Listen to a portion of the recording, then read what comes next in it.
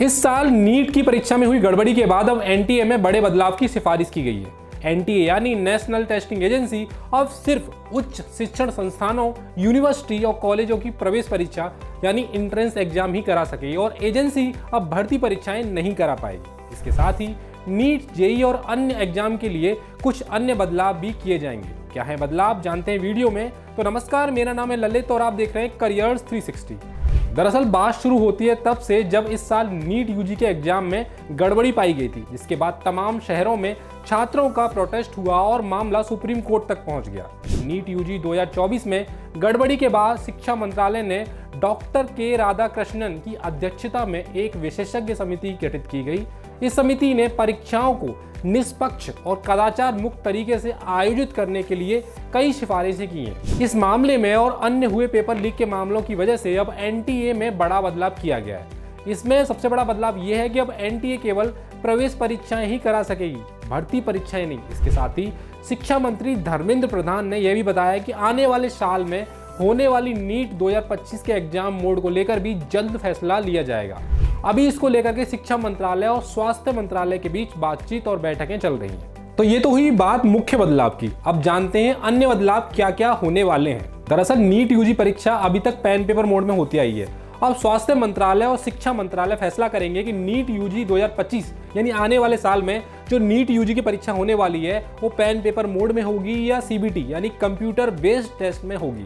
शिक्षा मंत्री ने कहा कि सरकार आने वाले समय में कंप्यूटर बेस्ड प्रवेश परीक्षा की ओर कदम बढ़ाना चाहती है, यानी आने वाले समय में जो परीक्षाएं होंगी वो सीबीटी मोड में हो सकती हैं। अब बात करते हैं दूसरे बदलाव की। दरअसल राधाकृष्णन समिति की सिफारिशों के अनुसार अब परीक्षा केंद्र यानी परीक्षा जो सेंटर्स हैं वो अब स्थानीय प्रशासन तय करेंगे। प्रवेश परीक्षाओं के केंद्र किस स्कूल या किस कॉलेज में बनाए जाएंगे, इसका फैसला उस जिले के डीएम या स्थानीय प्रशासन करेगा। साथ ही इसकी जांच में राज्य सरकार और पुलिस भी सहयोग करेगी। अब बात करते हैं तीसरे बदलाव की। दरअसल परीक्षा केंद्रों की सुरक्षा के लिए पुलिस और अर्धसैनिक बलों की तैनाती की जाएगी। परीक्षा केंद्र यानी सेंटर्स पर चिन्हित होने के बाद एनआईसी और एनआईटी की टीम उसका दौरा करेगी। साथ ही हर जिले में परीक्षाओं की निगरानी के लिए सीसीटीवी मॉनिटरिंग सेंटर बनाए जाएंगे। अब बात करते हैं चौथे बदलाव की। समिति ने एनटीए को 1000 सुरक्षित परीक्षा केंद्र विकसित करने और परीक्षार्थियों का यानी जो एग्जाम देने जाएंगे उनका बायोमेट्रिक डेटा एकत्र करने और परीक्षा पैटर्न में लगातार बदलाव करने का सुझाव दिया।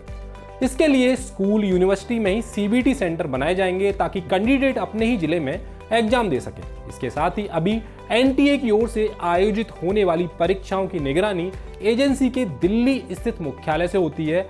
अब इसकी डीवीआर एनटीए के पास सुरक्षित रहेगी। समिति ने ग्रामीण यानी गांव, दूर दराज और कम आबादी वाले क्षेत्रों में, जैसे कि इसमें एग्जाम्पल लें तो हिमाचल प्रदेश, उत्तराखंड, जम्मू कश्मीर, लद्दाख यानी उत्तरी हिमालयन राज्य के अलावा अंडमान निकोबार द्वीप समूह और उत्तरी पूर्वी राज्यों में मोबाइल टेस्टिंग सेंटर बनाने की सिफारिश की है। अब बात करें मोबाइल टेस्टिंग सेंटर किस तरीके के होंगे, तो इसमें एक सामान्य बड़ी बस जो होती है उस तरीके के सेंटर होंगे। इसमें 40 से 50 यात्री यहाँ पे बैठ सकते हैं, लेकिन परीक्षाओं के लिए इसे 30 परीक्षार्थियों के बैठने के लिए डिजाइन किया गया, जिसमें सीटों के बीच में पर्याप्त जगह है, जिनमें से प्रत्येक में 30 लैपटॉप, 2 सर्वर और बिजली और बूस्टर एंटीना द्वारा स्थित इंटरनेट कनेक्टिविटी होगी। 5 मोबाइल टेस्टिंग सेंटर लगभग 150 यानी 150 परीक्षार्थियों के लिए एक टेस्टिंग सेंटर के रूप में कार्य कर सकते हैं। अब बात करते हैं पांचवें बदलाव की। इसमें एनटीए को सिफारिश की गई है कि किसी भी प्रवेश परीक्षा के लिए कम से कम 3 सेट बनाने होंगे। एक सेट हमेशा बैकअप में रहेगा। अलग अलग सेट में एक ही प्रश्न अलग अलग नंबर से होगा। अब बात करते हैं छठवें बदलाव की। इसमें एनटीए को जेईई एडवांस की तर्ज पर रिजल्ट की डेट और समय की जानकारी पहले देनी होगी।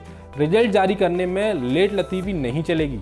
बात करते हैं सातवें बदलाव की। सातवें बदलाव में क्या किया गया कि समिति की ओर से की गई सिफारिशों के अनुसार लोकसभा चुनाव प्रक्रिया के तहत यानी जिस तरीके से लोकसभा चुनाव होता है उसी तरह परीक्षाओं के आयोजन की भी समान रूपरेखा तैयार की जानी चाहिए। ये समिति की ओर से कहा गया, जिसमें जिला कलेक्टर से लेकर पूरे राज्य का प्रशासनिक तंत्र इसमें शामिल होगा, जिसमें लोकल गवर्नमेंट भी इसमें शामिल होगी। इसी साथ इसमें कहा गया कि हर एक परीक्षा केंद्र में एनटीए का एक प्रिसाइडिंग ऑफिसर होना चाहिए जो ओवरऑल इंचार्ज होगा।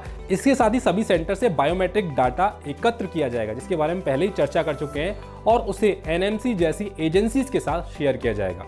एग्जाम सेंटर पर या उनके निकट ही इनक्रप्टेड पेपर अनलॉक किए जाएंगे और प्रिंट किए जाएंगे, और ओएमआर सीट को केंद्र यानी सेंटर पर ही स्कैन किया जाएगा।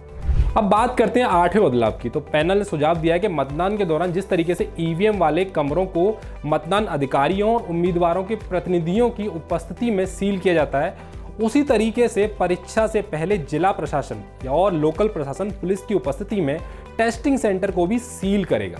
तो ये तो हुई बात एग्जाम सेंटर को सुरक्षित करने की। इसके साथ ही विशेषज्ञ पैनल ने एनटीए को सुझाव दिया है कि वो केंद्रीय विद्यालयों यानी केवी और जवाहर नवोदय विद्यालयों के परीक्षा केंद्रों को जेईई मेन, नीट जैसी राष्ट्रीय प्रवेश परीक्षाओं के लिए परीक्षा केंद्रों के रूप में उन्हें उपयोग करना चाहिए। इन तमाम सिफारिशों के बाद समिति ने नीट यूजी परीक्षा को कई चरणों में यानी कई फेजेस में आयोजित करने की सिफारिश की है। पैनल के अनुसार प्रत्येक चरण यानी प्रत्येक फेज के लिए score, rank limit, test, objectives और उम्मीदवार कितने प्रयास कर सकते हैं, कितनी बार ये एग्जाम दे सकते हैं, इसके बारे में नियम सहित एक स्पष्ट योजना बनाने की सिफारिश की है। अब बात करते हैं सबसे मोस्ट इंपोर्टेंट पॉइंट की यानी मोस्ट इंपोर्टेंट सिफारिश की, जिसके बारे में हम पहले से ही स्टार्टिंग से बताते आए हैं और जिसकी वजह से ही ये सारे बदलाव हो रहे हैं। अब एनटीए ने पेपर की सुरक्षा का बड़ा प्लान तैयार किया है। इसमें सुरक्षित कुरियर सर्विस पेपर अब ट्रैकिंग और ऑथराइज सर्विस के जरिए ही पहुंचेंगे, यानी जो भी पेपर पहुंचाए जाएंगे वो ट्रैक किए जाएंगे और ऑथराइज जो सर्विस होंगी उनके जरिए ही पहुंचेंगे। यानी कोई भी कहीं पे भी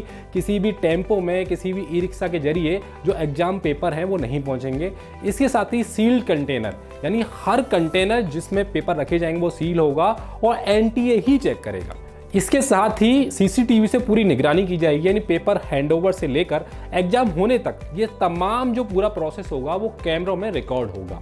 सीसीटीवी कैमरों के साथ ही सिक्योरिटी ऑडिट होगी, यानी पेपर की हैंडलिंग प्रक्रिया के निरंतर ऑडिट से कमजोर बिंदुओं को पहचाना जा सकता है और सुरक्षा जोखिम बनने से पहले उन्हें ठीक किया जा सकता है। तो इस तरीके से नीट यूजी 2024 में हुई गड़बड़ियों के बाद अब एनटीए सिर्फ यूनिवर्सिटीज और कॉलेज की एंट्रेंस एग्जाम ही करा पाएगा, भर्ती परीक्षाएं नहीं करा पाएगा। परीक्षाओं को निष्पक्ष और सुरक्षित बनाने के लिए नई सिफारिशें लागू होंगी।